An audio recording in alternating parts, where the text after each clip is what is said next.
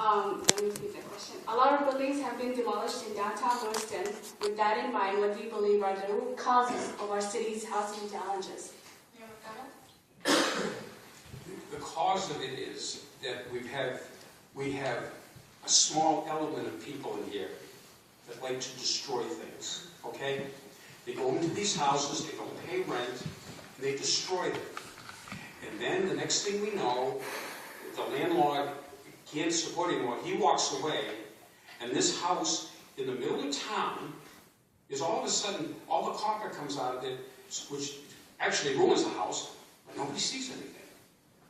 Nobody sees anything. That's what we're trying to do now. We have to take some of this stuff down because it's unfit for habitation.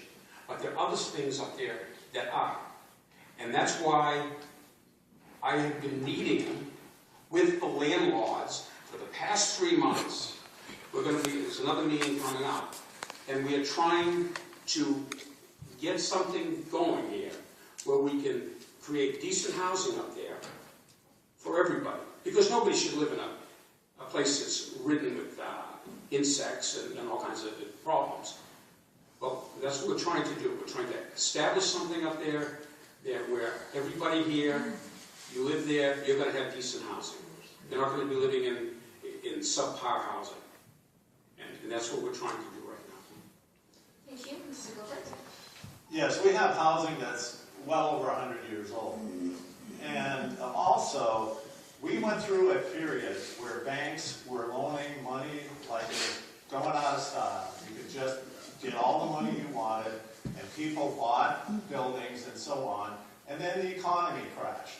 And then people couldn't pay their payments.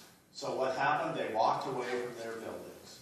And now the banks held on to them, and then the taxes weren't being paid, the city put liens on those buildings, and after a while, no one's taken any responsibility for the buildings, so eventually the city has to take them over, tear them down at a cost to the taxpayers, and lose the tax revenue from that property.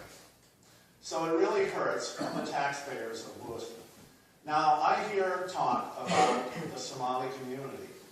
And there's a great many people in the Somali community who live in these buildings downtown. And I just say that the population from our Somali community and refugee and asylum seekers, if they weren't living in those buildings, we'd have that many more buildings to tear down. We'd lose more tax revenue.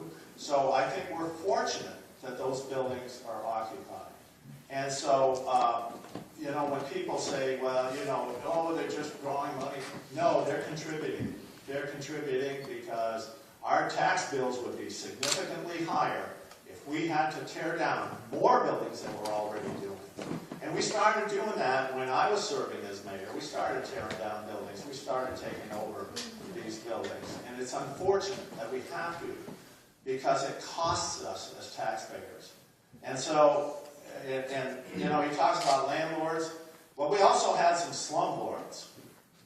Some real slumlords who didn't take care of their buildings. Some have grass that's as high as can be, and they don't take care of them. And what does that say to the tenants? It says, I don't care. So if the landlord doesn't care, the tenant says, well, why should I care? I find that unfortunate because it hurts us, it hurts our image, and it hurts our health and safety. So that's the problem with the housing that we're having. Also, in some areas, like Lincoln Street, we land banked some of that property for the Riverfront Island Master Plan and for the growth of the downtown so that you could go from Lisbon Street and go all the way down through and all the way to the river and enjoy what there is with the river, the park, and so on, the walking paths, and the stop sign is up. Thank you. Question number 10.